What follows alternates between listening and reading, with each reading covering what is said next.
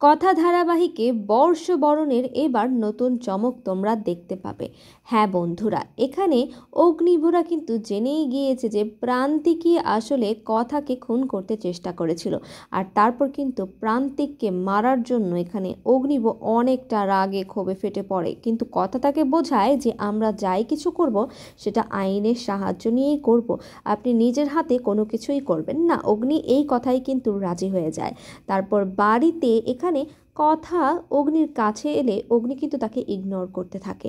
অগ্নির হাতে ব্যথা পেলে কথা তাকে ব্যান্ডেজ করতে আসলে তখন বলে তুই আমার থেকে দূরে সরে যা, প্লিজ তুই আমার কাছে আসিস না। তখন কথা তাকে বলে আপনার কেন মনে হচ্ছে যে আমি ইচ্ছে করে আপনার কাছে আসছি? আমি তো ইচ্ছে করে আপনার কাছে আসছি না। তখন কিন্তু অগ্নিব তাকে বলে যে তুই আমার থেকে অনেক দূরে চলে যা প্লিজ, আমি নিজের অজান্তেই তোকে ভালোবেসে ফেলেছি।